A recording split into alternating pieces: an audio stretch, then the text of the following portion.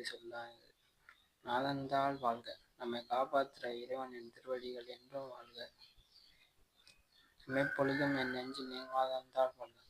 ஒரு கண் இமைக்கும் நேரம் கூட என் மனதில் இறைவன் இருக்கக்கூடும். இமைப்பொழுதும் என் நெஞ்சில் நீங்காத அந்தாள் வாழ்க. ஒரு கண் இமை நேரம் கூட நம சிவாயங்கிற மந்திரத்தை மறக்கவே கூடாது. கோவிலை ஆண்ட குருமனிதந்தாள் வாழ்க.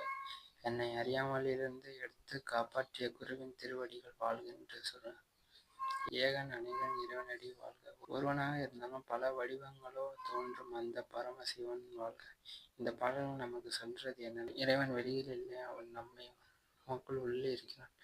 அவனை நினைச்சு வாழ்ந்தால் வாழ்க்கை பூர்ணமாக இருக்கும். வேகம் கெடுதான்றல் வேந்தனடி வெல்க. வேகமாக ஓடிக்கொண்டிருக்கும் என் மனதை அடக்கி ஆட்கொண்ட இறைவனின் திருவடிகள் வெல்லட்டும்.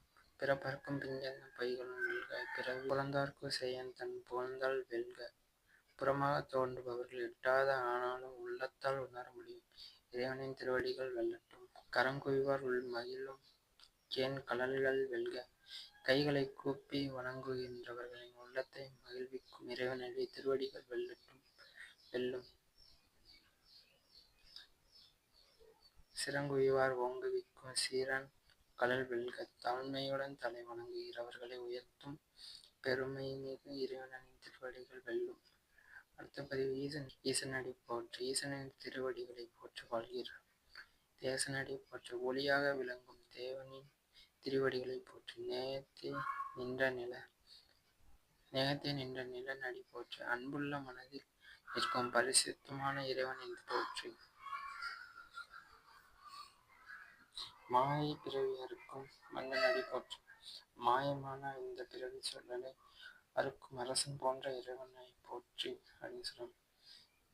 சீரார் பெருந்துரை நம் தேவனடி போற்று. பெருந்துரையை அருள் புரியும் நம் தேவனின் திருவடிகளை போற்ற வேண்டும். இந்த முழு பாடலை சிவபெருமான் திருவடிகளில் பொழுது அவரை நினைத்துவார் அந்த பிறவி துன்பத்தை நீங்கும் என்ற பக்தி உணர்ச்சியை வெளிப்படுத்துகிறது. சப்ஸ்கிரைப் பண்ணிக்கோங்க.